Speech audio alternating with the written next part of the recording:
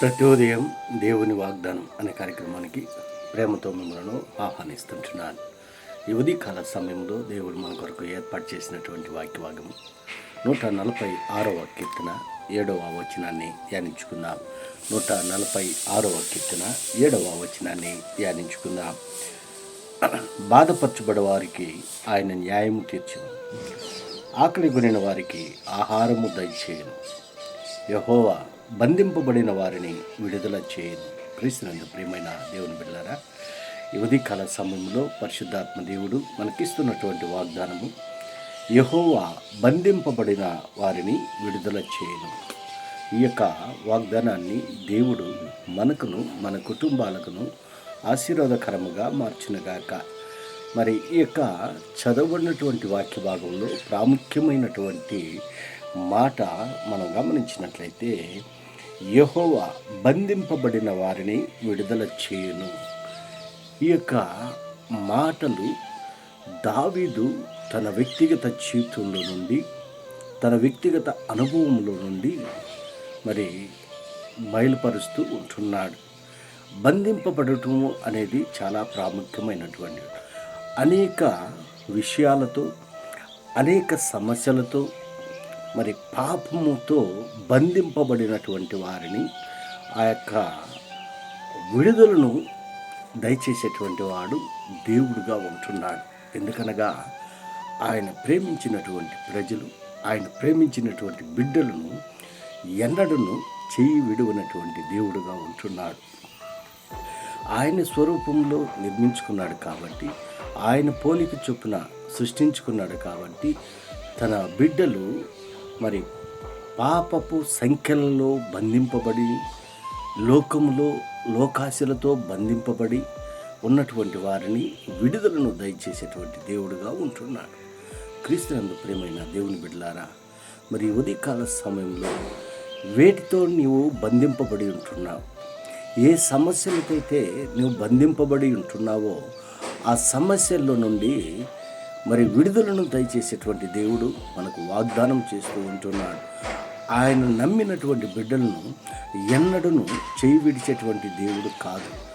ఆయన అనిత్యము కాచి కాపాడేటువంటి దేవుడు.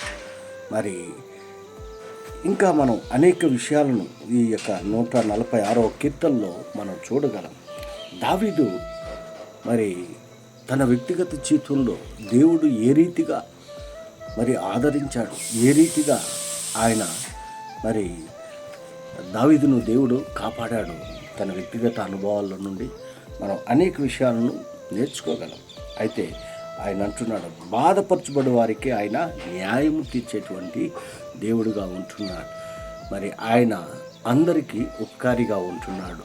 ఆయన అందరికీ న్యాయం తీర్చేటువంటి దేవుడుగా ఉంటున్నాడు. ఎవరైతే బాధపడుతూ ఉంటున్నారో, ఎవరైతే దుఃఖిస్తూ ఉంటున్నారో, ఎవరైతే సమస్యల సుడిగుండంలో చిక్కుని ఉంటున్నారో అటువంటి వారికి న్యాయం తీర్చేటువంటి దేవుడు.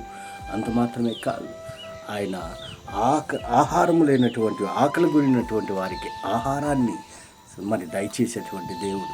ఇశ్రాయేలు యొక్క ప్రజలు అరణ్యంలో వారు యాత్ర చేస్తూ ఉన్నప్పుడు మన్నాను కురిపించినటువంటి దేవుడు, ఇశ్రాయేలుకి మరి ఆహారాన్ని సమృద్ధిగా దయచేసినటువంటి దేవుడు. ఈ ఉదయకాల సమయంలో మరి అలాంటి పరిస్థితుల్లో నువ్వు ఉన్నట్లయితే దేవుడు నీకు ఆహారాన్ని దయచేస్తాడు, నీకు న్యాయం తీర్చేటువంటి దేవుడుగా ఉంటున్నాడు. నీ యొక్క బంధకాల్లో నుండి విడుదలను మరి దయచేసేటువంటి దేవుడుగా ఉంటున్నాడు. ఏ సమస్యలతో అయితే నువ్వు బంధింపబడి ఉంటున్నావో, ఈ లోకాశలతో నీవు బంధింపబడి ఉంటున్నావా, ఈ లోకంలో నువ్వు బంధింపబడి ఉన్నట్లయితే దేవుడు నన్ను విడుదలను చేసేదానికి ఆయన శక్తి కలిగినటువంటి దేవుడు. ఎందుకనగా ఆయన సర్వశక్తి కలిగినటువంటి దేవుడుగా ఉంటున్నాడు. సైన్యములకు అధిపతిగా ఆయన ఉంటున్నాడు. ఆయనకు సమస్తము సాధ్యమే. ఆయనకు అసాధ్యమైనటువంటి కార్యము ఏది లేదు. అంత మాత్రమే కాదు, ఆయన పరదేశులను కాపాడేటువంటి దేవుడుగా ఉంటున్నాడు. క్రీస్తునందు ప్రియమైన దేవుని బిడ్డలారా, ఈ ఉదయకాల సమయంలో ఏటితో నీవు బంధింపబడి ఉంటున్నావు, ఏ సమస్యతో నీవు బంధింపబడి ఉన్నావు, పాపపు సంఖ్యలతో నీవు బంధింపబడి ఉంటున్నావు, ఈ లోకమనేటువంటి పాపములో నువ్వు బంధింపబడి ఉన్నట్లయితే ఆయన విడిపించేదానికి సంసిద్ధంగా ఉంటున్నాడు ఎల్లవేళలా. మరి ఆయన యందు విశ్వాసం ఉంచి, ఆయన యందు నమ్మకంతో మనం ఉన్నప్పుడు మన శ్రమలన్నింటిలో నుండి మనల్ని విడుదలను దయచేసేటువంటి దేవుడు తోడుగా ఉంటున్నాడని ఈ కొద్ది మాటల ద్వారా నేను హెచ్చరిక చేస్తున్నాను. దేవుడి యొక్క మాటలను మరెక్కువగా మీకును మీ కుటుంబాలకు ఆశీర్వాదకరంగా మార్చినగాక. ఆమేన్.